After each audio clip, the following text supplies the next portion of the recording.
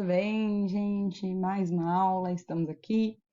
Hoje é nossa aula de revisão, então estamos fechando esse módulo de empreendedorismo e eu vou passar então 4 videozinhos para vocês, resumindo as 4 aulas que nós tivemos, ok? Sei que vocês tiveram algumas aulas anteriores, tá? Mas tá tudo englobado dentro do conteúdo. Então, a gente vai debater um pouquinho em cima dos slides que eu passei, mas já vai estar entrando todo o conteúdo para vocês, ok? Então, nós vimos os tipos de empreendedores, vimos que existem diferentes tipos de empreendedores e que existe um perfil para esses empreendedores, ok? Então, o primeiro tipo de empreendedor que a gente viu foi o empreendedor cívico, e aí aqui a gente tem a definição dele. Uma equipe de empreendedores cívicos busca contribuir para a ampliação da participação da população nos assuntos de interesse do país e, ao mesmo tempo, aumentar o nível de consciência sobre o importante papel que as comunidades desempenham nos processos de desenvolvimento local sobre tomada de decisão. Então, gente, o empreendedor cívico, ele é um cidadão que ele atua em benefício da comunidade ou do país e que ele visa promover o desenvolvimento comunitário. Então, ele é empreendedor, ele tem esse perfil, mas ele atua em prol da comunidade. As causas dele, desse tipo de empreendedor, são em prol da comunidade, ok? Então, esse foi o nosso primeiro tipo de empreendedor. O segundo tipo de empreendedor que nós temos é o empreendedor social. E o que é o empreendedor social? O empreendedor social é o empreendedor que se preocupa com a sociedade e está ligado a ações sociais. Qual que é a diferença do empreendedor social para o empreendedor cívico? Se o cívico ele também está ligado, né, à comunidade. Porque o empreendedor cívico ele está também ligado aos interesses do país, ok? Ele tem essa consciência sobre o papel, sobre a importância que ele tem sobre as comunidades, mas ele não está necessariamente empreendendo em prol apenas da comunidade. Já o empreendedor social, ele se preocupa com a sociedade como um todo, né? Mas vai ser aquelas pessoas que vão estar ligadas a empreendimentos normalmente do seu bairro, da sua cidade, ou empreendimentos que envolvam algum problema da sociedade em si, né? Não necessariamente ligado à política ou tudo mais. Então, ele vai estar muito vinculado a ações sociais. E aí, nós vamos ter o empreendedor político. Este tipo de empreendedor, ele pode estar posicionado em qualquer lugar de uma comunidade política, ok? Tanto dentro do governo quanto fora do governo. Quando a gente fala em política, a gente já pensa em governo, né? E ele vai investir os seus recursos, que é o tempo, a energia, a reputação, os recursos financeiros, na defesa de determinadas propostas com base numa perspectiva de ganhos políticos. Então, o empreendedor político é aquele que vai estar ligado à política de alguma forma, mas ele vai estar posicionado dentro de uma comunidade política, visando novos negócios, visando uma perspectiva de um ganho, seja esse ganho social, seja esse ganho de uma reputação, seja esse ganho financeiro. Então, esse vai ser o empreendedor político. E aí, o próximo empreendedor que a gente tem, aí é o empreendedor cultural. O empreendedorismo cultural, ele cabe, né, dentro do gerenciamento de empresas de culturas, de empresas culturais.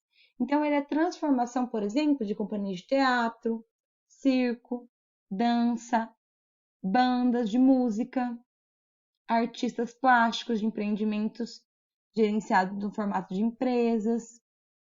Então, como que ele vai atuar?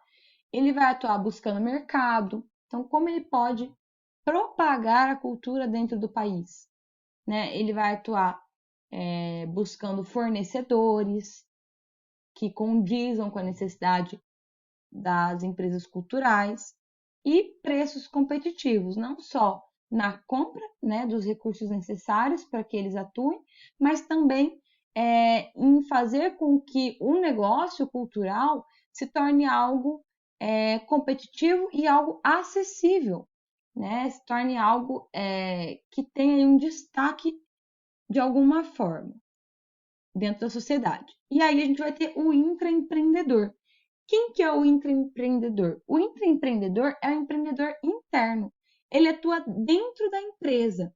Então, dentro da empresa, ele consegue enxergar oportunidades e aí ele consegue dar ideias, ele consegue renovar o modo de fazer as coisas dentro da empresa. Então, ele não precisa empreender por fora, ele empreende dentro da empresa, ok? E aí, pessoal, nós falamos muito sobre ideias e oportunidades. E aí, o que nós vimos sobre isso? Bom, nós vimos que existe uma grande diferença entre ideias e oportunidades. Então, atrás de uma oportunidade, sempre vai existir uma ideia, mesmo que essa ideia precise ser testada antes para ver se ela é viável. Mas nem sempre, à frente de uma ideia, existe uma oportunidade. Então, atrás de uma ideia tem oportunidade, mas à frente da ideia nem sempre tem uma oportunidade. Não sei se ficou claro isso. Pega os minutinhos aí para filosofar. Mas quando a gente fala de ideia, o que é ideia, né? Ideia significa representação mental de algo concreto, abstrato ou quimérico. E oportunidade é ocasião, circunstância oportuna, favorável para a realização de algo. Ou seja, a ideia eu tenho aqui.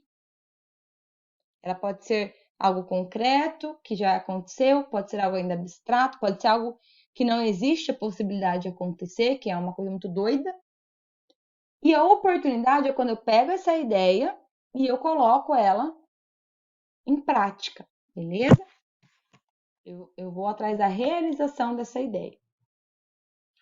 E aí, falando de oportunidade, quais são os pontos que a gente precisa lembrar? Que as oportunidades elas devem se ajustar ao empreendedor. Então, algo que é uma oportunidade para uma pessoa, muitas vezes não é para outra. Por quê? Por conta do perfil de empreendedorismo daquela pessoa. Até o ramo. Por exemplo, se eu vendo maquiagem e surgiu uma oportunidade para trazer trena da China, o que tem a ver uma coisa com a outra? É uma oportunidade para mim? Não, mas tem uma oportunidade para outro empreendedor. Talvez para o carinha lá da loja que vende de tudo, né? Para o carinha da loja de ferramentas, mas para o meu ramo de maquiagem não tem nada a ver. Então não é uma oportunidade para mim. Então as oportunidades existem, mas não são para todos, tá? Cada oportunidade é para o seu devido perfil, né? As oportunidades são alvos móveis, ou seja, hoje ela existe, amanhã ela pode não existir mais. A maior quantidade de ideias do que boas oportunidades. A percepção da oportunidade aciona uma atitude empreendedora, então muitas vezes eu vejo a oportunidade para eu tomar uma atitude, para eu mudar talvez até o rumo da minha empresa. Então a oportunidade ela é um gatilho para a ação do empreendedor, beleza? E também as oportunidades são atraentes, depende da criatividade do empreendedor. Não há uma receita pronta para identificar as oportunidades, mas você tem que estar antenado, você tem que estar atento, você tem que estar ligado, né, para que você consiga entender. E aí a gente falou também sobre as ideias, né? Então, quais são as fontes de ideias? Essas que o empreendedor tem que estar ligado. Ideias que deram certo em outros lugares, porque se deram certo em outros lugares, provavelmente vão dar certo para mim, se for do mesmo ramo, do mesmo setor. Experiências anteriores, poxa, já deu errado lá atrás, será que é o melhor momento de reutilizar essa ideia? Ou se eu aprimorei, ou eu vou fazer igualzinho. Talvez se fizer igualzinho, vai dar errado também. Observar o que se passa em volta, conhecimentos adquiridos com os clientes, com os consumidores. Então, pode ser fonte de ideias, eu consegui detectar uma necessidade dos meus clientes, né? E dali eu tive uma ideia que pode gerar uma oportunidade. Uso de habilidades pessoais, então eu posso ser muito boa em algo e desenvolver uma ideia com essa habilidade pessoal minha. Eu posso olhar, por exemplo, cases de sucessos em crises e disso tirar ideias.